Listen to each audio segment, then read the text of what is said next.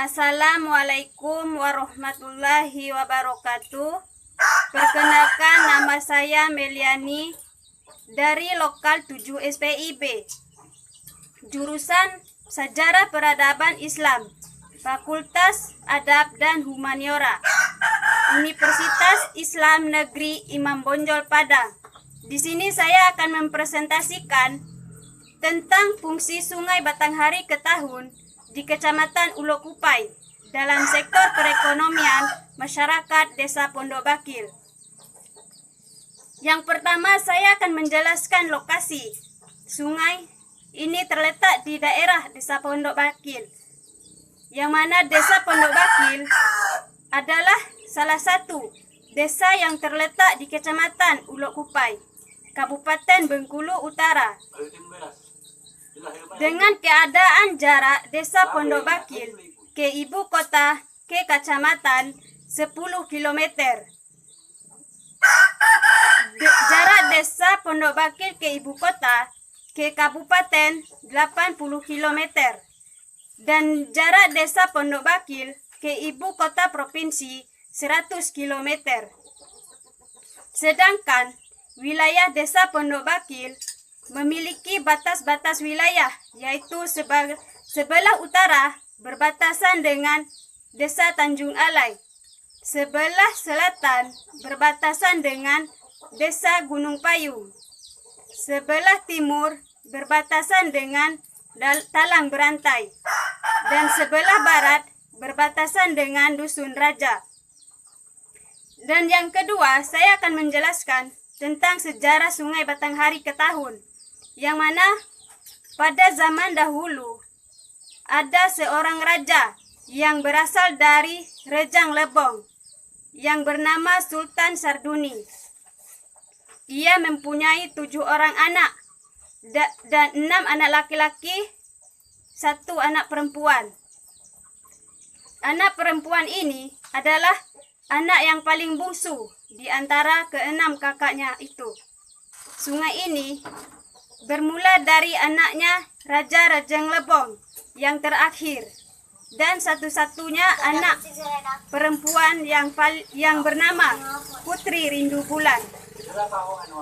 Karena putrinya ini bermain mata dengan pemuda biasa di kerajaannya, sehingga membuat ayahnya ini marah kepada putrinya tersebut.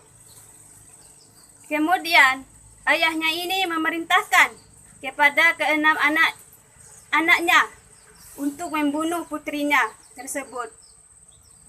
Kemudian ke-6 kakaknya itu tidak tega untuk membunuh adiknya sendiri, maka mereka membawa adiknya ini ke pinggir sungai.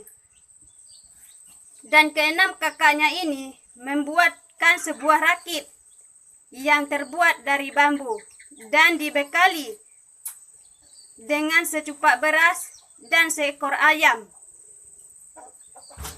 Maka berakitlah sang putri ini menelusuri sungai hari demi hari, minggu demi minggu, dan bahkan berbulan-bulan hingga setahun. Putri Rindu Bulan menelusuri sungai sehingga sampai rakitnya rusak, sampai di Muara Ketahun.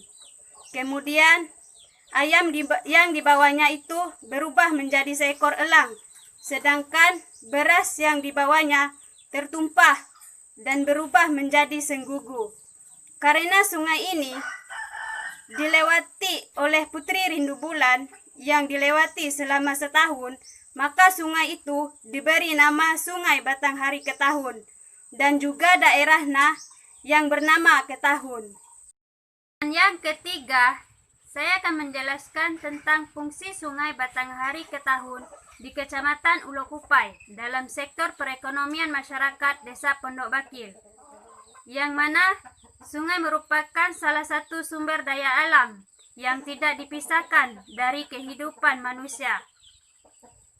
Kita semua tentu sudah tahu bahwa sungai memiliki fungsi atau manfaat yang sangat penting bagi kehidupan manusia. Dan sungai juga menentukan banyak dimensi kehidupan seperti sosial, budaya, dan ekonomi. Fungsi atau manfaat sungai batang hari ke tahun dalam sektor perekonomian masyarakat yang ada di sekitar pedesaan Pondok Bakil di antara fungsinya yaitu sebagai sarana pengairan pertanian dan irigasi, yang mana pertanian merupakan salah satu sektor yang bergantung kepada sungai sebagai pengairan dengan menggali tanah dan membuat saluran-saluran air untuk mengairi sawah, ladang, dan kebun. Dan kedua, berfungsi sebagai budidaya perikanan karena sungai dapat dimanfaatkan untuk manusia membudidayakan pemeliharaan ikan dalam bentuk keramba atau kolam. Ketiga, berfungsi sebagai kehidupan sehari-hari, misalnya seperti mandi, mencuci, memasak, dan keperluan air minum. Jadi, masih banyak lagi fungsi sungai bagi masyarakat, terlebih lagi dalam perekonomian masyarakat sekitar, bahwa fungsi sungai terus dilangsungkan untuk membantu dan menunjang bagi perekonomian masyarakat. Akhir kata,